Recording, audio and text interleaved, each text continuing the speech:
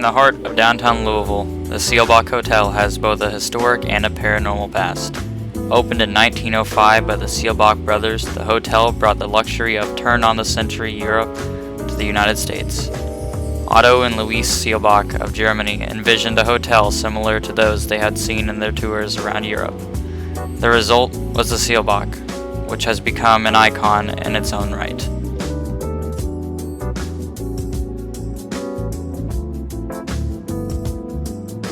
The historical significance of the Seelbach is amazing. It has a past of celebrity guests on both sides of the law. The hotel was extremely popular among gangsters in the 1920s and 30s. Lucky Lucy and Otto, founder of the New York Mafia families, and Dutch Schultz were both guests here. Al Capone, the most infamous gangster of all time, was a frequent guest at the Seelbach. He often played poker in the Oak Room and donated a large mirror to the hotel so he could watch the other players to ensure they were not cheating. The hotel's luxury also inspired F. Scott Fitzgerald to write his classic novel, The Great Gatsby, and the classic Paul Newman film, The Hustler. Other guests include 9 U.S. presidents and celebrities such as Elvis, the Rolling Stones, and Robin Williams. Now let's go up to the haunted 10th floor.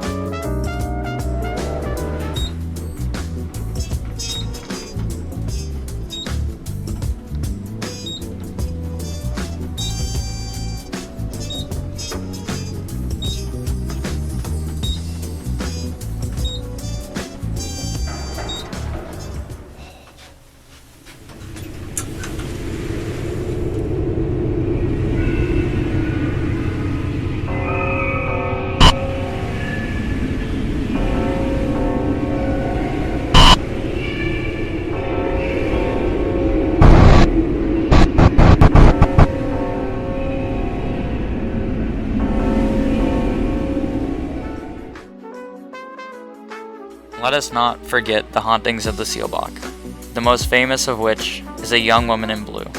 In 1936, a young woman wearing a blue dress was found at the bottom of the elevator shaft after an apparent suicide.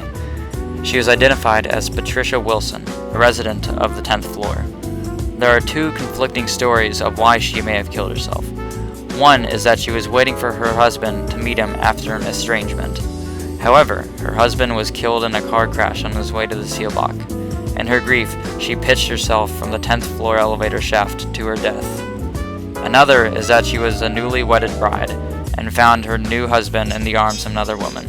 In her frustration, she opened up the doors of the elevator and accidentally fell forward and down the shaft. Which story is true, we may never know. What we do know is that several guests claim to have seen her wandering the halls of the Seelbach, looking for her lover.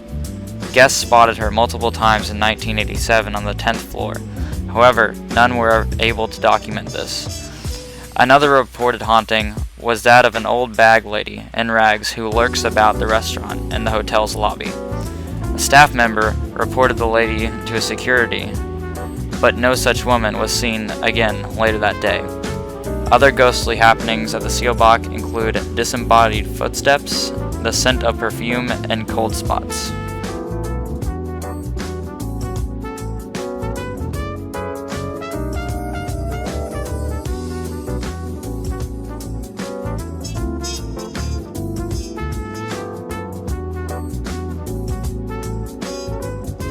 The Seelbach Hotel, place of history and mystery, the famous and powerful check-in, and some don't check out.